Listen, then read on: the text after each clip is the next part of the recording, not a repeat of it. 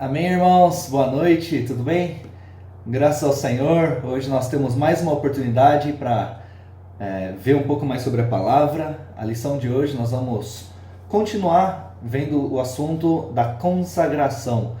Nós estamos usando como base o livro com o mesmo nome, Consagração, do irmão Dong. E aí toda segunda-feira, às 8 horas da noite, esse é o assunto da aula. Tem vários que também acompanham pelo YouTube.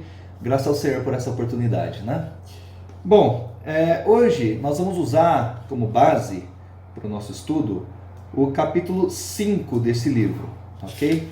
O capítulo 5, o título é A Consagração e o Voto de Nazireu. A Consagração e o Voto de Nazireu. Até a aula passada, até semana passada, nós vimos várias figuras do Antigo Testamento em que hoje nós somos a realidade, nós vivemos a realidade dessas figuras, Essas ilustrações do Antigo Testamento retratam a nossa verdadeira consagração, a realidade da consagração.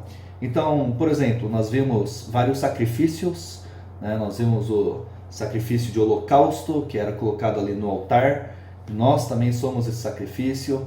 Nós vimos a questão do escravo, que o servo que por amar o seu senhor decide servi-lo por toda a vida e tem a orelha furada. Nós vimos também nas últimas 4 aulas sobre o sacerdote, Nós como sacerdotes também somos consagrados ao Senhor. Então hoje nós vamos ver mais uma figura do Antigo Testamento, que é o Nazireu. O Nazireu, nós vamos ver quem que era o Nazireu, o que ele fazia, quais eram suas características e como isso, irmão, se aplica a nós, certo?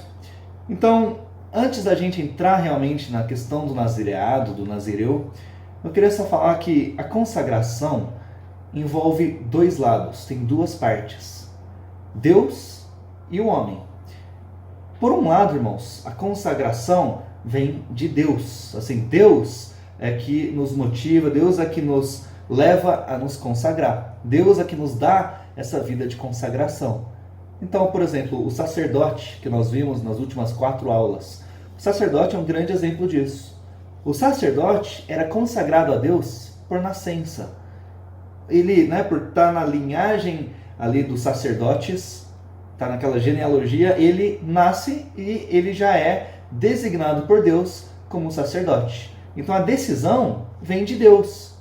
O exemplo é toda a família de Arão. Arão foi o primeiro sumo sacerdote no Antigo Testamento, e aí seus filhos eram sacerdotes, e aí quem fosse descendente de Arão já automaticamente era consagrado ao Senhor. Então, por um lado, irmãos, o sacerdócio mostra que a consagração é algo que vem de Deus, é Deus que nos designa, Deus que nos chama, Deus que nos nomeia para servi-lo. Graças ao Senhor, irmãos. Nós vimos também algumas semanas atrás que isso é pura misericórdia de Deus. Nós não somos dignos, nós não somos capazes, não somos merecedores de realmente servir ao Senhor dessa forma, mas o Senhor quis nos chamar, o Senhor quis que nós tivéssemos essa vida de sacerdotes, graças ao Senhor. Agora, o Nazireu retrata o outro lado. O Nazireu não é consagrado a Deus por nascença. Não é porque ele nasceu de uma família, então ele automaticamente tem que servir a Deus. Não, o Nazireu se consagra a Deus voluntariamente. Então, o Nazireu não era da tribo de Levi ou da linhagem de Arão necessariamente. O Nazireu poderia ser qualquer pessoa ali do povo de Israel, às vezes até de outra tribo, nem era da tribo de Levi, que foi a tribo selecionada para servir a Deus, nem da família de Arão, que era a família de sacerdotes, mas qualquer pessoa que em algum momento tomasse essa decisão, tivesse esse sentimento, eu quero me consagrar a Deus, ele poderia fazer o voto do nazireado. E é isso que nós vamos ver hoje. Então, irmãos, graças ao Senhor, por esse lado, pelo lado do nazireado, nós vemos que a consagração parte de nós.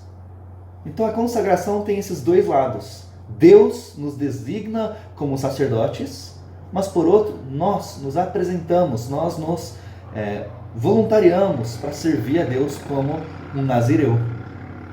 Então, irmãos, o nazireado é uma porta que Deus abriu para todos nós. Às vezes nós não temos, por exemplo, às vezes não nascemos na vida da igreja, ou não nascemos, né, num lar cristão. Alguns podem até ter vindo para a vida da igreja, ter se convertido depois de velho. E aí? Só porque ele não nasceu, ou não teve uma criação cristã, essa pessoa não pode servir a Deus? Claro que não. Quer dizer, claro que pode, né? Claro que não pode. Enfim, claro que pode, né, irmãos? Por meio que o Senhor abre a porta para todos. Até no Antigo Testamento nós temos isso. Até no Antigo Testamento, a pessoa nasceu na tribo de Judá, na tribo de Simeão. Se a pessoa quisesse servir a Deus, se consagrar, tinha essa porta lateral. Não é a porta do sacerdócio, mas era uma porta lateral, outro caminho, outra entrada, para que essa pessoa pudesse servir o Senhor. Então, nós vamos ver um pouco disso hoje, irmãos. Além de sacerdotes designados por Deus, nós somos nazireus, ou pelo menos devemos ser nazireus, que, por vontade própria, se apresentam e falam: eu quero me consagrar ao Senhor. Bom, nazireu, a palavra nazireu significa separado. Então, separado, né? Separado do quê? Separado do mundo, separado do pecado, separado das coisas dessa terra. E é separado para servir a Deus. É a mesma coisa, né? Como que santificado. Nós já vimos no passado que santificado quer dizer separado. Mas essas duas palavras retratam dois aspectos diferentes. A separação, o fato de ser separado, trata com a questão negativa. Nós somos separados de tudo que é negativo. Separados do mundo, separados do pecado, separados, né, das coisas dessa terra. Então é separado de tudo que é negativo. Agora, a santificação é para algo positivo. Nós somos santificados para servir a Deus, santificados para nos consagrar, santificados para fazer a vontade de Deus. Então, primeiro, irmãos, nós somos separados do que é negativo, e aí depois nós somos santificados para servir a Deus. Certo? Então, esse é o significado da palavra nazireu. Nazireu é separado de tudo que é do mundo, tudo que é dessa terra. E aí é separado para servir a Deus. Amém? A questão do nazireado, irmãos, primeiro está listado, está escrito em Números. Certo? Então vamos abrir em Números capítulo 6. E aqui nós vamos ver algumas características, alguns requisitos do nazireu. Certo? Números capítulo 6. Nós vamos ler alguns versículos. Amém?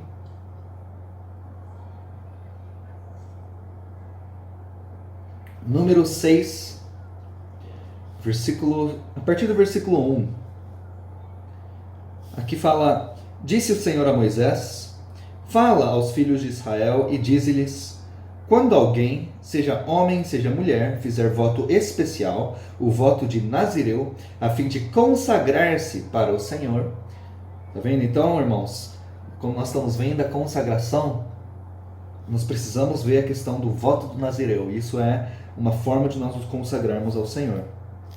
E aí nós temos para o nazireu 4 requisitos, ou 4 principais características de um nazireu. O primeiro está no versículos 3 e 4. Fala: abster-se-á de vinho e de bebida forte.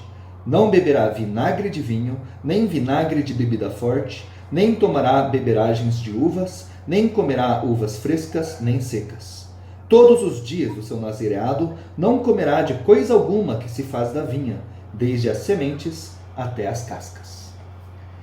Então a primeira característica do nazireu, irmãos, é que ele se abstém de tudo que vem da uva, todo produto da uva.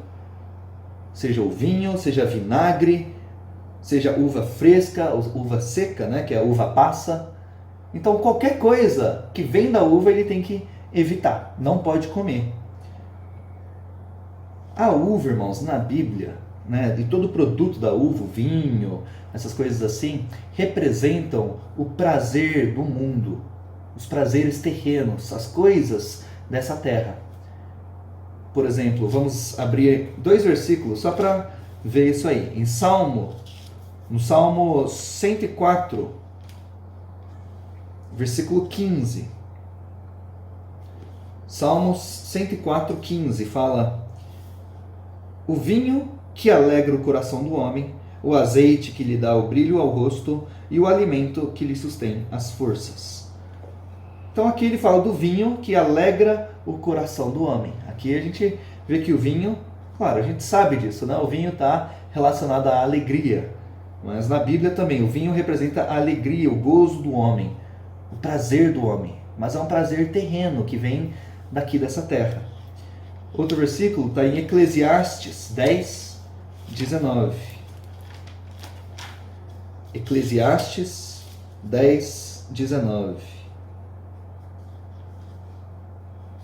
Senhor Jesus.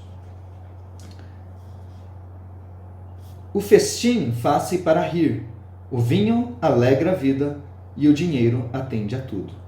Então, mais uma vez aqui, o vinho alegra a vida. Tá vendo? Então, a uva, o vinho, essas coisas representam os prazeres dessa terra, o gozo terreno. Agora, irmãos, o nazireu, que é consagrado, que é separado ao Senhor, ele também deve se separar do prazer dessa terra, do gozo terreno. Ele não deve procurar sua alegria na uva, no vinho, nas coisas dessa terra. Ele tem que procurar o Senhor. O gozo, a alegria de um nazireu, de alguém consagrado a Deus, vem do Senhor. Nós até lemos nesse fim de semana, né? Na reunião de sábado, Efésios 5:18.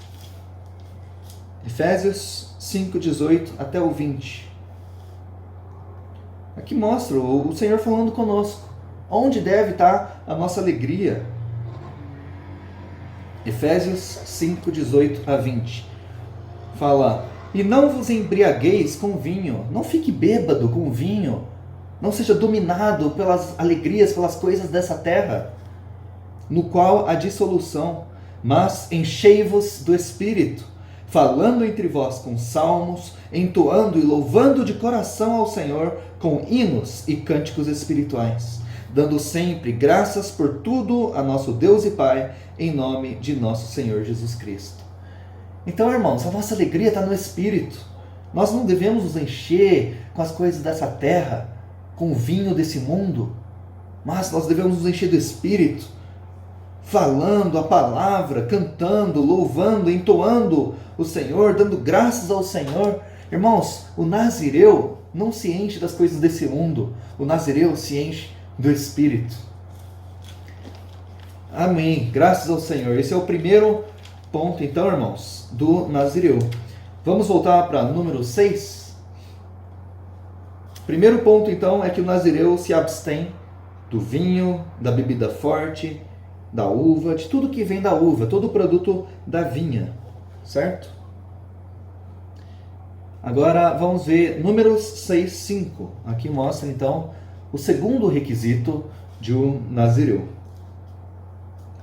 Versículo 5 diz: todos os dias do seu voto de nazireado não passará navalha pela cabeça, até que se cumpram os dias para os quais se consagrou ao Senhor, santo será, deixando crescer livremente a cabeleira.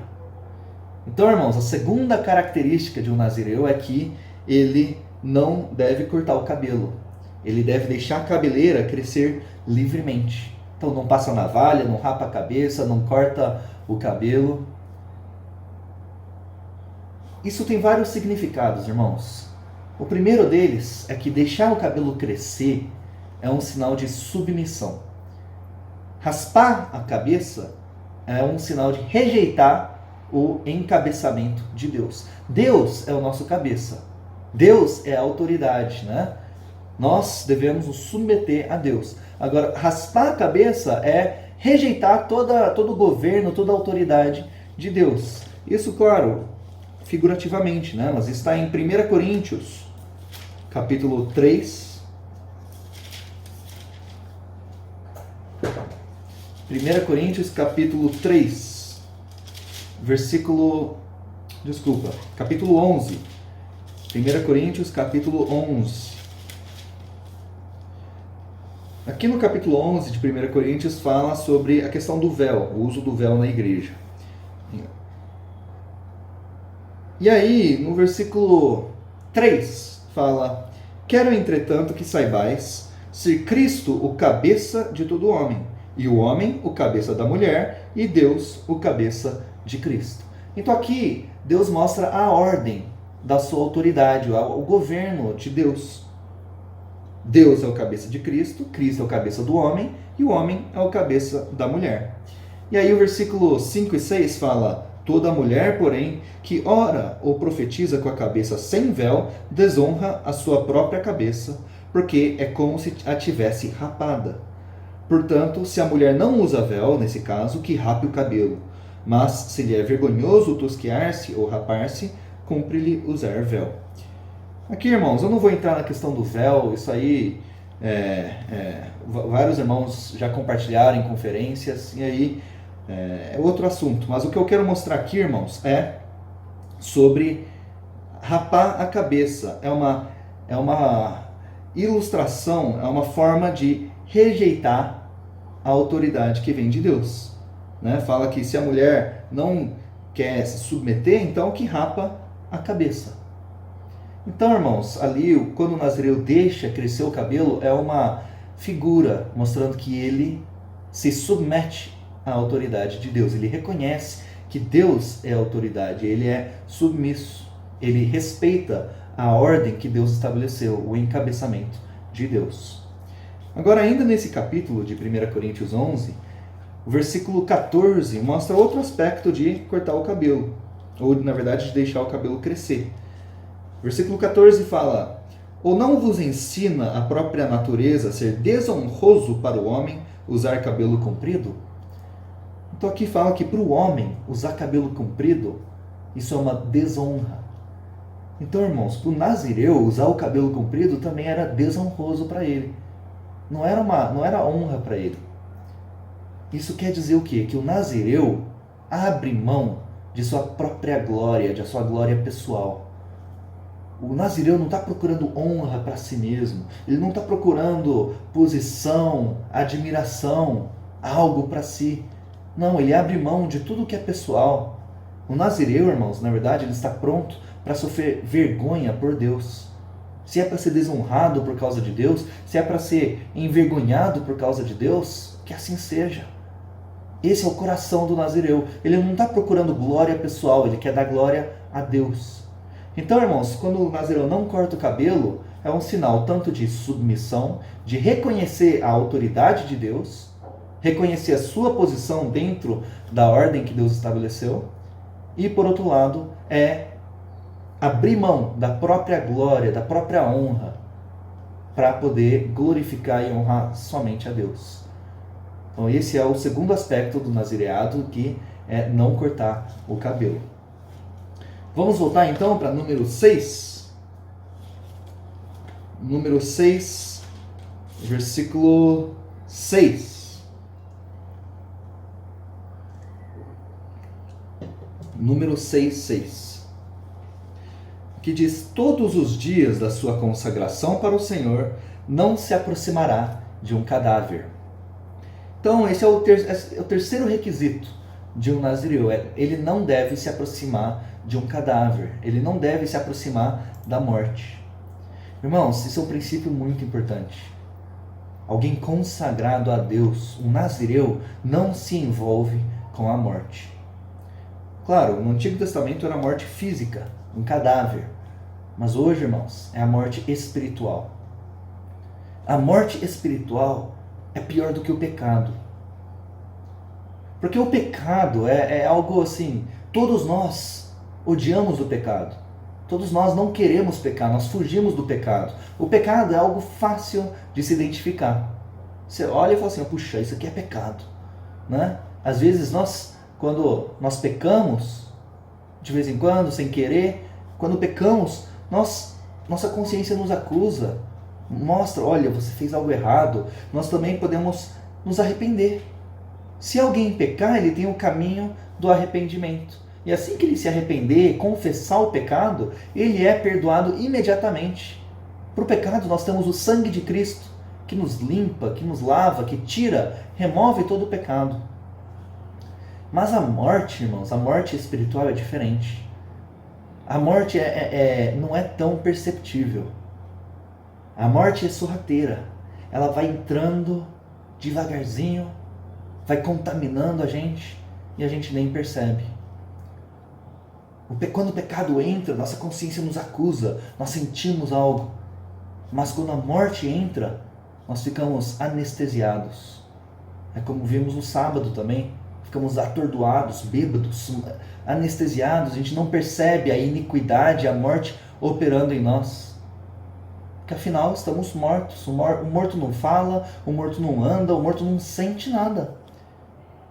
A morte espiritual, irmãos, além de ser algo imperceptível muitas vezes, também contamina facilmente. Aqui nós vamos ver que se alguém morrer do lado do nazireu e encostar nele, o nazireu automaticamente fica contaminado. No Antigo Testamento é assim também. Se alguém encostar num morto, já está contaminado. Se o irmão do meu lado está morto espiritualmente, eu vou e converso com esse irmão, ouço o que esse irmão está morto fala, essa morte entra em mim também, eu fico contaminado. Por isso que é muito pior, irmãos, ele se alastra. E outro, ele tem um efeito prolongado.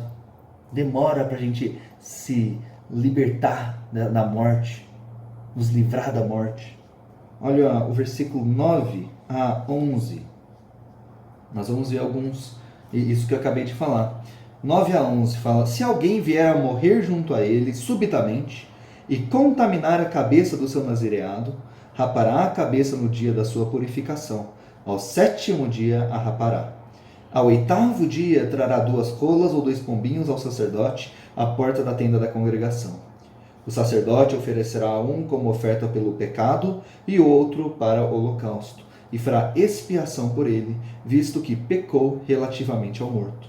Assim, naquele mesmo dia, consagrará a sua cabeça. Então tá vendo, irmãos? Demora um tempo para a gente se purificar da morte. Do pecado, no mesmo dia a gente confessa o pecado, está limpo, está perdoado. Mas a morte aqui leva 7, 8 dias para o nazireu conseguir. Ele tem que começar tudo de novo, rapa a cabeça, começa todo o processo de novo por causa da morte. Irmãos, isso mostra a seriedade, como é perigoso nós nos envolvermos com a morte espiritual. Sabe, irmãos, por isso que eu digo que é pior também do que o pecado. O pecado, dificilmente os irmãos se juntam para pecar. Dificilmente algum irmão vai te chamar: vamos lá pecar? Eu vou dizer: vamos sim, aí você vai junto para pecar.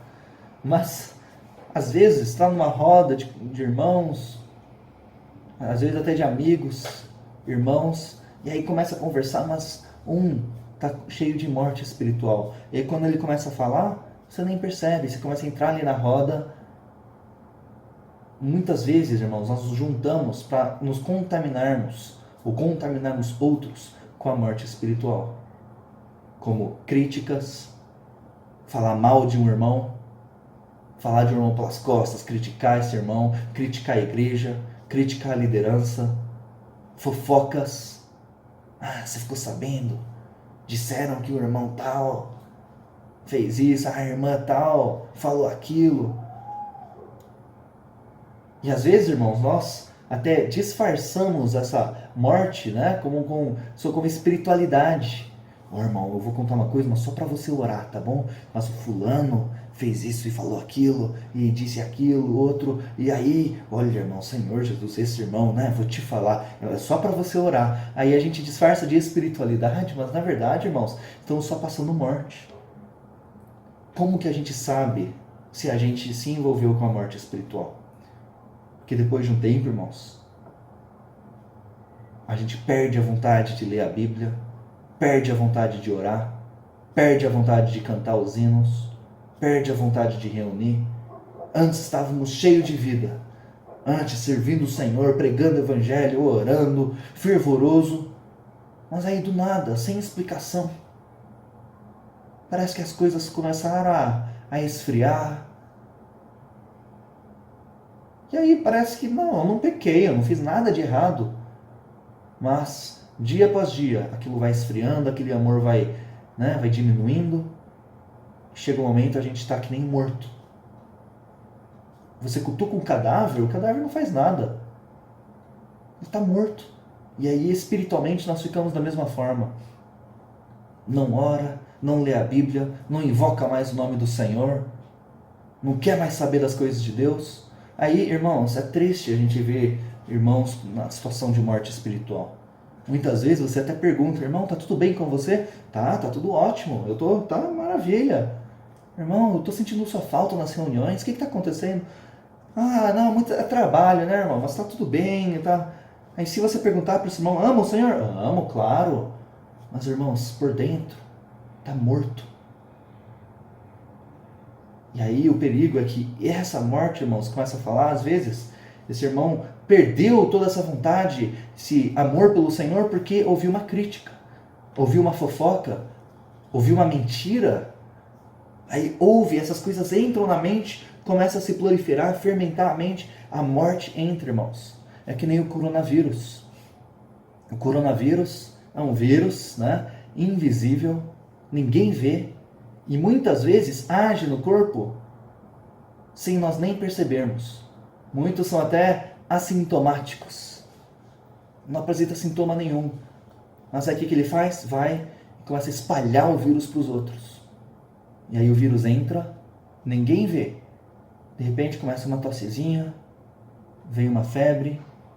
E nós estamos vendo, irmãos, quão triste que é no mundo inteiro, até muitos irmãos falecendo por causa do coronavírus. É um vírus que entra sorrateiramente, de forma imperceptível, ninguém nem sabe como, quando pegou, mas aquilo causa a morte. Irmãos, a morte espiritual também está agindo hoje. Mas graças ao Senhor, que nós vimos no fim de semana, nós temos a vacina, irmãos. A vacina contra a iniquidade, a vacina contra o pecado, contra a maldade, contra a morte espiritual. A vacina, irmãos, é o Espírito, é a palavra. Irmãos, se nós exercitarmos o Espírito, a palavra do Senhor tem poder para trazer a vida. O Senhor Jesus é a ressurreição e a vida. O Senhor pode nos ressuscitar de qualquer situação de morte. É isso que nós precisamos, irmãos. Mas se você está vivo, se você está bem espiritualmente, consagrado ao Senhor como nazireu, toma cuidado. Não se envolva com a morte. Não toque na morte. Não toque em cadáver. Não ouça as coisas, as críticas. Você começa a ouvir essas coisas, recusa. Eu não quero saber, isso vai me matar, isso vai me contaminar. Eu quero manter a minha consagração ao Senhor. Bom, e por fim, a quarta característica de um nazireu está no versículo 7 e 8, que fala: por seu pai, ou por sua mãe, ou por seu irmão, ou por sua irmã, por eles não se contaminará quando morrerem, porquanto o nazireado do seu Deus está sobre a sua cabeça. Por todos os dias do seu nazireado, santo será ao Senhor. Então, irmãos, o nazireu não deve tocar na morte, nem mesmo se for alguém da família. Nem por pai, nem por mãe, nem por irmão, nem por irmã. Isso aí é difícil, né? Se o pai de um nazireu morrer, ele não deve ir lá se contaminar por conta do pai. Isso, irmãos, representa, mostra que o nazireu não permite que as afeições naturais, os relacionamentos naturais, afetem a sua consagração. Todos nós, irmãos, temos família, temos amigos, temos vários relacionamentos. Mas esses relacionamentos, essas afeições, por mais que nós amemos nosso pai, mãe, marido, mulher, filhos, irmão, irmã, isso não deve afetar ou atrapalhar a nossa consagração. Nós não devemos estar amarrados, irmãos, às coisas terrenas, nem aos relacionamentos terrenos. Nós vimos no fim de semana também, o Senhor quer nos arrebatar Mas para o Senhor nos arrebatar, não devemos ter nosso coração preso em nenhuma coisa dessa terra, nem mesmo pai ou mãe. Por isso que o Senhor Jesus, em Mateus 10, vamos ler? Mateus capítulo 10.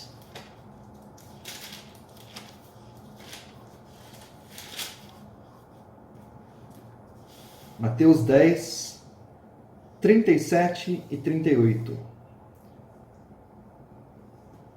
O Senhor aqui fala: quem ama seu pai ou sua mãe mais do que a mim, não é digno de mim.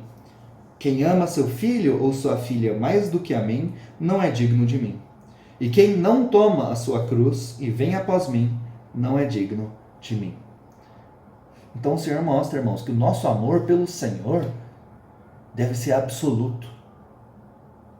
Não devemos, não podemos amar mais ao pai ou a nossa mãe do que a Deus. Deus é primeiro lugar em nossa vida. Devemos amar o Senhor acima de tudo. Essa é a vida de um nazireu. O nazireu, irmãos, não se envolve com a morte, com as coisas negativas, nem se for por causa do pai ou da mãe, porque ele é consagrado a Deus. É Deus em primeiro lugar. O nazireu ama a Deus mais do que ao pai ou a sua mãe. Vamos para Marcos, capítulo 10. Marcos, capítulo 10, versículos 29 e 30. Marcos 10, 29 e 30. Tornou Jesus: em verdade vos digo que ninguém há que tenha deixado casa, ou irmãos, ou irmãs, ou mãe, ou pai, ou filhos, ou campos, por amor de mim e por amor do Evangelho, que não receba já no presente o cêntuplo de casas, irmãos, irmãs, mães, filhos e campos, com perseguições, e no mundo por vir a vida eterna.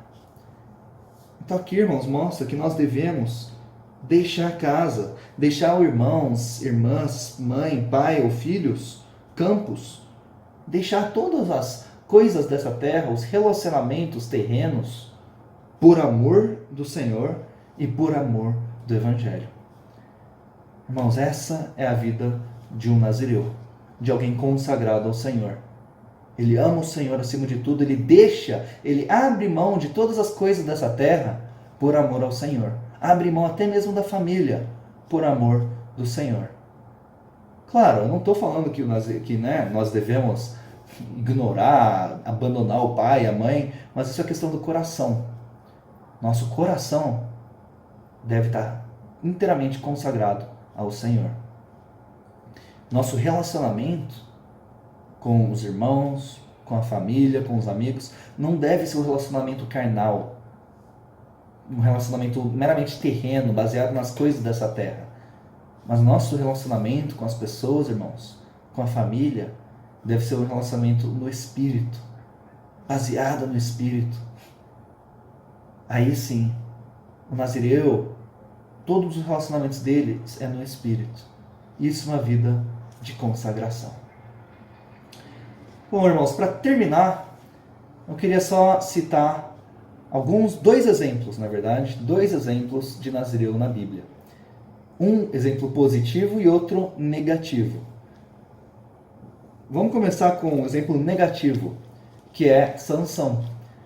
Não dá tempo, não vou contar toda a história, ler toda a história, mas nós vamos ver aqui, vamos só ler alguns versículos. Juízes, capítulo 13. Juízes 13, 4 a 5. Aqui, um anjo aparece para os pais de Sansão. E aí, antes de Sansão nascer, né? E aí fala o seguinte: agora, pois, guarda-te, não bebas vinho ou bebida forte, nem comas coisa imunda, porque eis que tu conceberás e darás à luz um filho, sobre cuja cabeça não passará navalha, enquanto o menino será nazireu, consagrado a Deus desde o ventre de sua mãe, e ele começará a livrar a Israel do poder dos filisteus. Então, Sansão, na verdade, provavelmente é o nazireu mais famoso da Bíblia, né? A gente fala de nazireu, logo vem a imagem de Sansão, porque ele ele tinha um cabelão, né? Ele não podia cortar o cabelo, e era dali que ele tinha força, né? Sansão era o homem mais forte ali da Bíblia, ele conseguiu fazer muitas coisas. Ele era um nazireu consagrado a Deus desde o ventre de sua mãe. Então, na verdade, aqui não foi nem por decisão dele, né? Isso aqui claro, em números nós vemos que o nazireu, qualquer um pode se consagrar a Deus como nazireu, é só ele se decidir, é só ele se voluntariar. Mas Sansão foi um caso especial. Ele foi consagrado desde o ventre de sua mãe. Mas por que ele é um exemplo negativo, irmãos? É porque Sansão não seguiu os princípios do nazireado. Tem 3 passagens, vamos ler rapidinho. É só virar a página aí, Juízes capítulo 14, versículo 5. Juízes 14, 5. Aqui fala sobre Sansão, que ele desceu, pois, com seu pai e sua mãe a Timna. Timna era uma cidade. E chegando às vinhas de Timna, eis que um leão novo, bramando, lhe saiu ao encontro. Então, olha só, Sansão foi para Timna e ele chegou às vinhas de Timna. Um lugar onde plantava uva, uma plantação de uva. Isso, irmãos, para o nazireu ele não podia comer uva, não podia beber vinho. O nazireu não podia comer nada que vinha da vinha, certo? Então, o que Sansão estava fazendo indo para uma vinha? Ele estava se colocando em risco, se colocando num ambiente cheio de tentação para ele, algo assim que ia levá-lo a quebrar a sua consagração. Então, aqui Sansão estava vivendo perigosamente, certo? Ele se expôs a um ambiente de tentação. Não fala que ele comeu a uva, né? Mas o que ele foi fazer na vinha? Provavelmente, talvez ele foi comer uva, o que era proibido para o nazireu. Aí olha o versículo, aí depois ele encontra o leão, ele mata o leão, com a força dele, né? Aí olha o versículo 8.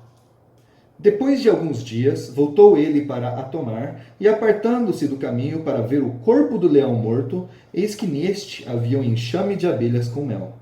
Tomou o favo nas mãos, e se foi andando e comendo dele, e chegando a seu pai e a sua mãe, deu-lhes do mel e comeram. Porém, não lhes deu a saber que do corpo do leão é que o tomara.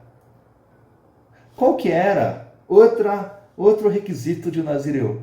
É que o nazireu não deveria se aproximar de cadáver, não deveria tocar em cadáver, certo? E o que a gente vê aqui? Sansão justamente se aproximando do cadáver, do corpo do leão que ele mesmo matou. Ou seja, ele sabia que o cadáver estava lá. Ele matou o leão, sabia que o corpo estava lá e falou, quer saber? Eu vou lá ver o que deu esse leão. E aí tinha essa colmeia e um enxame de abelhas com mel. Aí ele foi, pegou ainda, comeu do mel que estava, né, sendo criado ali no próprio corpo, no próprio cadáver do leão. Então, mais uma vez, Sansão quebrou o requisito de um nazireu. Irmãos, Sansão não estava nem aí para o nazireado dele. Por mais que ele foi consagrado desde o ventre de sua mãe, ele não respeitou. Senhor Jesus. E aí vamos ver a parte mais famosa da história de Sansão, Juízes, capítulo 16. Não vou contar a história toda, vocês provavelmente conhecem. Mas aí no versículo 19, Sansão dorme nas mãos de Dalila, e ele tinha acabado de falar para Dalila, que estava querendo trair ele, qual que era o segredo da sua força. Que era, se ele cortasse o cabelo, ele perderia a força. Olha o versículo 17, vamos ler o 17? Fala, descobriu-lhe todo o coração e disse, nunca subiu navalha à minha cabeça, porque sou nazireu de Deus, desde o ventre de minha mãe. Se vier a ser rapado, ir-se-á de mim a minha força, e me enfraquecerei, e serei como qualquer outro homem. Irmãos, aqui mostra que a força, o poder de um nazireu vem da sua consagração. A força de Sansão não vinha dele mesmo. Não era que ele nasceu forte. que ele fazia musculação. Não, ele era forte, ele tinha essa força porque ele era consagrado a Deus. Mas aqui ele conta para Dalila o segredo. E aí no versículo 19, Dalila fez dormir Sansão nos joelhos dela, e tendo chamado um homem, mandou rapar-lhe as 7 tranças da cabeça, passou ela a subjugá-lo, e retirou-se dele a sua força. E disse ela: os filisteus vêm sobre ti, Sansão. Tendo ele despertado do sono, disse consigo mesmo: sairei ainda esta vez como dantes, e me livrarei. Porque ele não sabia ainda que já o Senhor se tinha retirado dele. Qual foi a consequência, irmãos, dele ter abrido mão de sua consagração? Dele ter quebrado o princípio do nazireado. Versículo 21. Então os filisteus pegaram nele e lhe vazaram os olhos. E o fizeram descer a Gaza, amarraram-no com 2 cadeias de bronze e virava um moinho no cárcere. Irmãos, esse é o exemplo negativo de um nazireu na Bíblia. Sansão foi a uma vinha, Sansão se aproximou de cadáver, por fim Sansão permitiu que cortassem o seu cabelo. E porque ele quebrou os requisitos do nazireado, porque ele quebrou a sua consagração, ele perdeu a sua força, o seu poder. E além disso, os filisteus vazaram os seus olhos, furaram os olhos, ele ficou cego. Ele perdeu a visão. Irmãos, se quando nós quebramos a nossa consagração, deixamos de nos consagrar a Deus como nazireus, nós perdemos nossa força, nós perdemos o poder que vem do Espírito Santo e nós perdemos a nossa visão espiritual. Por fim, ele estava ali girando um moinho, ele estava trabalhando para o inimigo. Nós queremos trabalhar para o inimigo? Fazer um trabalho ali, uma obra aqui para o inimigo de Deus? Ou nós queremos ser nazireus de Deus? Nazireus consagrados ao Senhor? Para isso, irmãos, precisamos seguir e cumprir todos os requisitos espirituais. Não nos envolver com as coisas dessa terra, não ter alegria nas coisas dessa terra, não nos aproximar da morte espiritual, respeitar a autoridade de Deus, abrir mão da glória pessoal, não nos apegar aos relacionamentos, às afeições humanas, terrenas. Irmãos, nós precisamos ser consagrados ao Senhor. Por fim, o exemplo positivo. O exemplo positivo na Bíblia de um nazireu foi Samuel. Samuel também foi consagrado ao Senhor desde antes dele nascer. Isso está em 1 Samuel 1,11. Vamos lá, 1 Samuel 1,11. Senhor Jesus. Não vou entrar em detalhes na história também. Ana, ela não podia ter filhos, ela foi orar. E aí, na oração dela, ela fez um voto. Ana era mãe de Samuel, né? E ela diz: e fez um voto dizendo: Senhor dos exércitos, se benignamente atentares para a aflição da tua serva, e de mim te lembrares, e da tua serva te não esqueceres, e lhe deres um filho varão, ao Senhor o darei por todos os dias da sua vida, e sobre a sua cabeça não passará navalha. Né? Não vai cortar o cabelo. Isso é um sinal de que o filho que Deus daria para Ana seria um nazireu.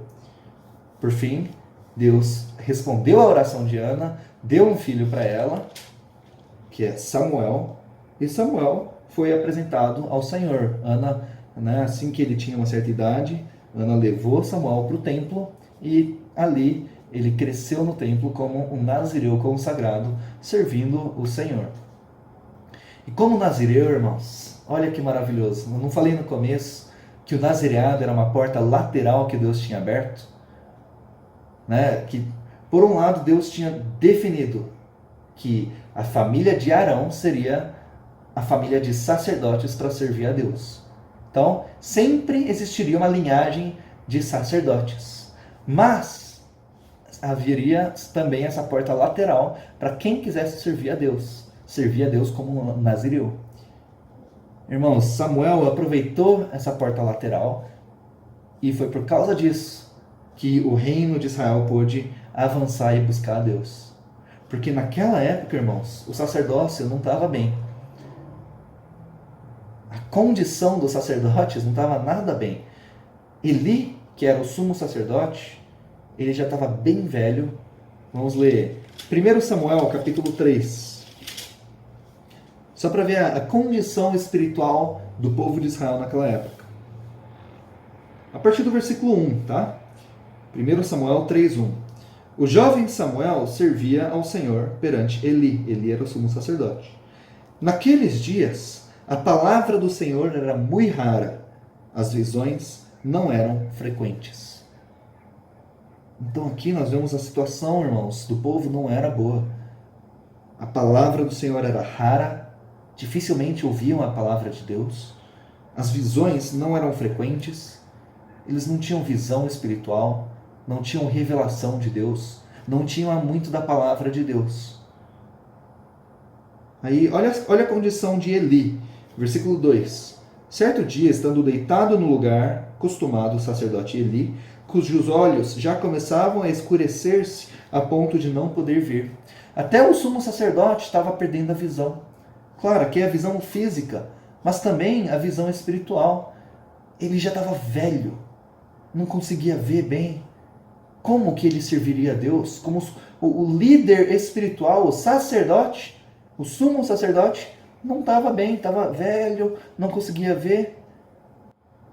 E os filhos, que seriam os sucessores, aqueles que assumiriam o sacerdócio depois de Eli, estavam numa situação pior ainda. Olha o versículo, capítulo 2, versículo 12. 1 Samuel 2,12. Eram, porém, os filhos de Eli, filhos de Belial, e não se importavam com o Senhor. Irmãos, isso é sacerdote. Os sacerdotes naquela época não se importavam com o Senhor. Olha o versículo 17. Era, pois, muito grande o pecado destes moços perante o Senhor, porquanto eles desprezavam a oferta do Senhor. Olha que triste, irmãos. Nós não vimos nas aulas anteriores que o sacerdote deveria encher as mãos com as ofertas, apresentar as ofertas diante do Senhor? Essa era uma vida adequada de um sacerdote. Mas aqui os sacerdotes desprezavam a oferta do Senhor. Eles tinham um pecado muito grande perante o Senhor. Versículo 22. Era, porém, Eli já muito velho e ouvia tudo quanto seus filhos faziam a todo Israel e de como se deitavam com as mulheres que serviam à porta da tenda da congregação. Então, olha a situação espiritual da época. A palavra de Deus era muito rara, as visões não eram frequentes, o sumo sacerdote já era muito velho, perdendo a visão, ficando cego, e os filhos, que seriam sucessores, não se importavam com o Senhor, tinham um pecado muito grande, desprezavam as ofertas do Senhor e praticavam fornicação, prostituição ali na frente da tenda da congregação. Irmãos, que terrível situação. Quando o sacerdócio estava em declínio, em degradação, o que Deus fez? Deus levantou um nazireu. Deus levantou Samuel, consagrado, Deus usou a oração de Ana, respondeu a oração de Ana, levantou Samuel para restaurar o sacerdócio, para restaurar a condição espiritual do povo. E graças ao Senhor, irmãos, Samuel foi fiel ao Senhor. Lendo a história, ele foi não apenas um nazireu, não apenas serviu no templo, mas ele foi um profeta, ele foi um juiz. Ele trouxe o período da realeza para o povo de Israel. Ele ungiu o rei Davi, que foi um homem segundo o coração de Deus. Quando Samuel, irmãos, Samuel nasceu numa situação terrível do povo, numa condição espiritual terrível. Mas aí ele veio, ele teve uma vida de nazireu consagrado, e por fim, quando ele morreu, Davi estava no trono. Um homem segundo o coração de Deus, todo o povo de Deus estava buscando a Deus, servindo o Senhor. Irmãos, esse é o impacto que a vida de um nazireu pode ter. Tudo depende da nossa consagração. Tudo depende de como nós servimos o Senhor. Irmãos, vocês como seapistas, vocês são nazireus, separados. Vocês se separaram até fisicamente da sua casa, da sua família, do trabalho, dos estudos. Vocês estão aí no SEAP como nazireus para servir o Senhor. Agora, que tipo de nazireus nós queremos ser? Nós vamos ser nazireus como Sansão, que no fim perdeu a força, perdeu o poder, perdeu a visão? Ou nós vamos ser nazireus como Samuel, que no fim introduziu o reino? Irmãos, eu quero ser um nazireu como Samuel, introduzir o rei do reino dos céus, trazer o reino de Deus aqui para a terra. Aleluia! Para isso, irmãos, precisamos realmente aplicar tudo que nós vimos nessa lição em nossa vida. Ó Senhor Jesus, que realmente sejamos esses nazireus. Amém? Então, irmãos, a lição de hoje fica por aqui. Jesus é o Senhor. Que tal eu encerrar hoje com uma oração? Amém? Ó Senhor Jesus. Senhor, obrigado por essa palavra. Obrigado por tantos exemplos, histórias, figuras que o Senhor deixou registrado na palavra. Tudo para nos mostrar como deve ser a nossa vida de consagrado ao Senhor. Senhor, mais uma vez, nós declaramos que nós somos teus. Nós nos consagramos a Ti. Obrigado por essa porta que o Senhor deixou aberta para nós, a porta do nazireado. Senhor, nós queremos ser esses nazireus. Nazireus que não buscam a alegria dessa terra, desse mundo, mas que buscam alegria no Espírito. Tem o Senhor como a nossa alegria. Queremos ser nazireus que obedecem ao Senhor, que reconhecem a Tua autoridade em nossa vida.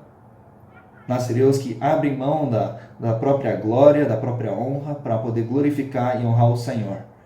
Também queremos ser nazireus que não se contaminam com a morte. Nós queremos ter a vida, buscar a vida, e fugir, Senhor, de tudo que é negativo. Nem que seja, Senhor, para nos contaminar com pai, mãe. Não, Senhor, nós não queremos nos contaminar por causa de relacionamentos humanos, terrenos. Mas queremos que todos os nossos relacionamentos sejam no Espírito, trazendo vida, trazendo edificação. Senhor, nos ajuda a realmente cumprir esses requisitos por meio do Espírito. Queremos ser nazireus fiéis, realmente viver essa vida de consagração, para trazer o Teu reino aqui para a terra, para introduzir o reino dos céus. Obrigado, Senhor Jesus. Senhor, abençoa a vida de cada seapista, abençoa a vida de cada um que está assistindo. Obrigado, Senhor, por essa oportunidade. Jesus é o Senhor. Amém. Amém, irmãos? Ficamos por aqui então e até semana que vem. Jesus é o Senhor.